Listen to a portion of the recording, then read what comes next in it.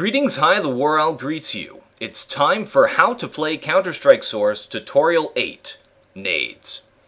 There are 3 types of grenades in Counter-Strike Source, and each one is vastly different and extremely important to gameplay.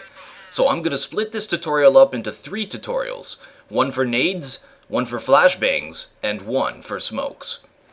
First, I'll talk about nades, regular old fragmentation grenades. You can carry only one fragmentation grenade at a time. They don't do very much damage, and they make the user very vulnerable while throwing. So the question is, what are they good for? In most other shooters, grenades are overpowered, but in Counter-Strike Source, a tactical skill-based game, grenades serve a different purpose than just going for an easy kill. To throw the grenade, simply equip it, then left-click to arm it, then release to throw it. You cannot cook grenades in Counter-Strike Source. If you don't know what that means, don't worry about it.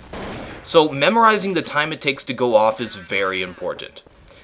Because throwing a grenade while it is in line of sight of your opponent is stupid, considering that they can just shoot you while you try and do it, grenades are almost always used by bouncing them off walls that go around corners. Because grenades do damage based on proximity to the player, it is not prudent to throw them over walls, because generally they are just going to go off in midair. It's a good idea to memorize some good nade throwing positions so that you get a good feel for how long it takes for them to arm, how long it takes for them to go off, and the arc of it. That way, when you're in a battle situation, you'll be able to know exactly where your nade is going to explode. Nades work best together, and since you can only carry one at a time, you're gonna have to have a buddy.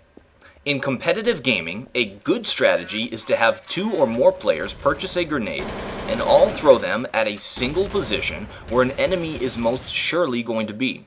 This is called Nade Stacking.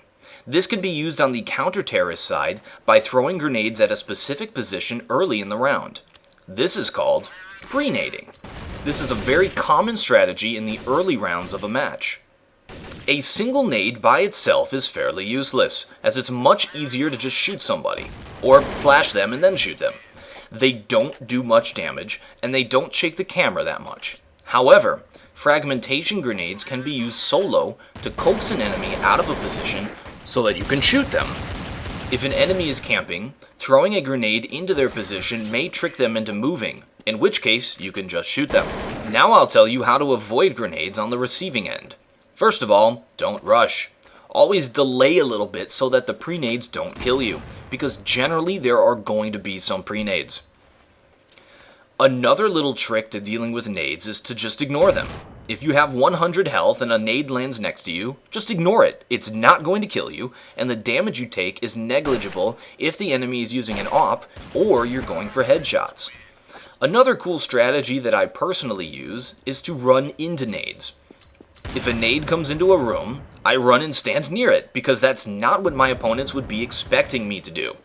I've gotten many a kill by doing this. Remember folks, all warfare is deception. Sun Tzu said that, and I think he knows a little bit more about Counter-Strike than you do, pal, because he invented it.